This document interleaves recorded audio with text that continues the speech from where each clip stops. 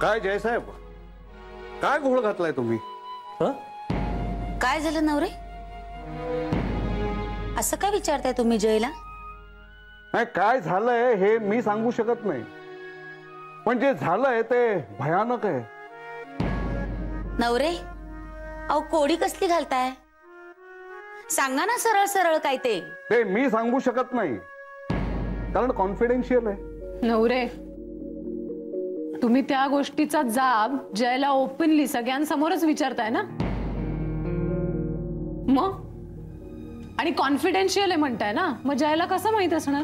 कारण जे झालंय ते त्यांनीच केलंय.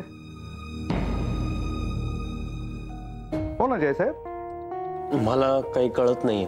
कळतंय पण वळत नाहीये. नवरे काका, तुम्ही असं काय बोलताय? वा जुई मॅडम, आता तुम्हीच बोलायच्या बाकी राहिला होतात. बोला बोला बोला. नवरे, काय झालंय सांगाल का? का सांगावं मी? अहो मोठ्या मोठ्यानी बोलताय तुम्ही, आम्हाला टेन्शन आलंय. टेन्शन तर जयसाहेबांना यायला हवं. चला जयसाहेब, तुम्हाला सरांनी बोलवलंय. जातो. नाही, ताबडतोब जा. सर भयंकर भडकलेत. सर जयवर भडकलेत? होय. का? रजनी मॅडम, आता कळेल जाब कोणी कोणाला विचारायचं ते. जयसाहेब जा लवकर जा. जय,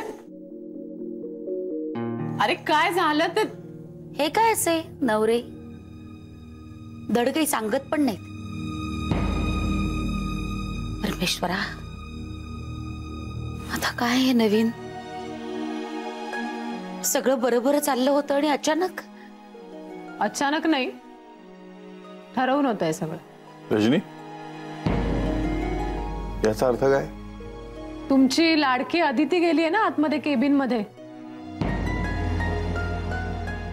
तिने काहीतरी काड्या लावल्या असतील. रजनी, जरा शांत हो.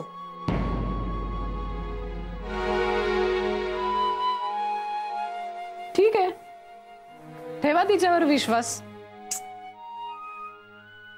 बघा, वाट बघा काय होतंय त्याची.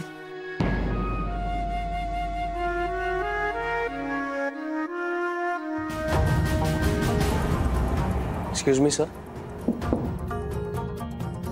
सर, मैं कम इन सर?